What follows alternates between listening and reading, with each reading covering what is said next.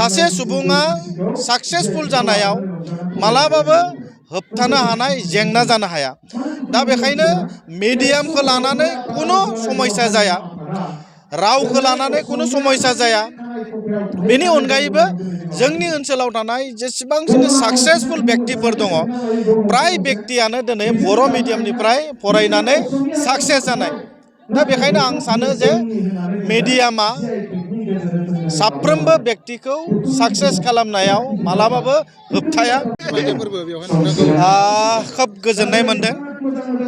नैबे गोबां गोथौ ओनसोलनि बाटासिपुर मिलन एमइ स्कुला दिनै फैयै फैयै 25 बोसोराव आगान होबाय।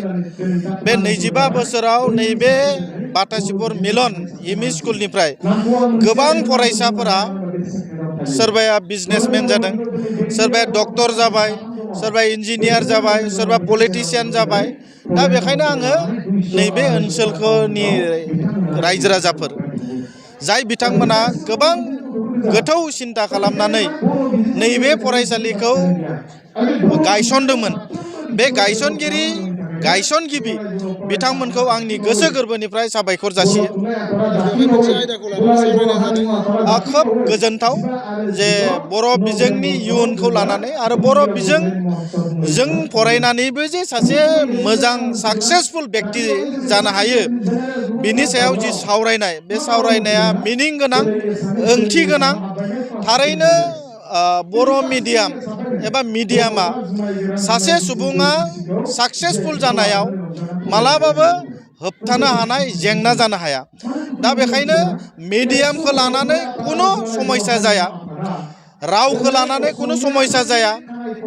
बेनि अनगायैबो जोंनि ओनसोलाव थानाय जेसेबांखिनि सक्सेसफुल व्यक्तिफोर दङ, प्राय व्यक्तियानो दिनै बर' मिडियामनिफ्राय फरायनानै सक्सेस जानाय।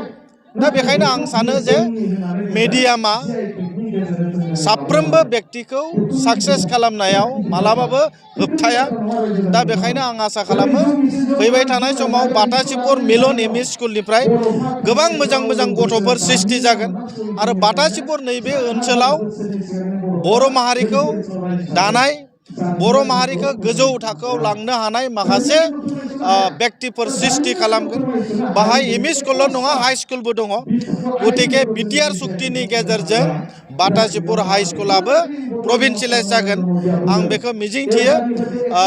फैबाय थानाय समाव नैबे ओनसोला जिहेतु बिटिआर ओनसोलाव हाबबाय आरो बिटिआर ओनसोलाव हाबखांनायनि उनाव नैबे ओनसोलनि गासैबो फरायसालिफोरा प्रभिन्सियेलाइज जागोन, आं बेखौ मिजिंथियो। आरो जोबनायाव आं बेखौनो साबायखर होगोन, नैबे ओनसोलनि रायजो राजाफोरा गोबां खस्थ' खालामनानै नैबे एमइ स्कुलखौ 25 बोसोरसिम लाना फैनायाव गोबां मोजां मोजां गथ'फोर सृष्टि खालामदों। गुन गोनां सोलोंथाइ, सुबुं सम्पद दानायाव नैबे ओनसोलनि रायजो राजाफोरा गोबां बिहोमा होदों। आं बेनिखायनो बिथांमोनखौ साबायखर जासियो। Thank you.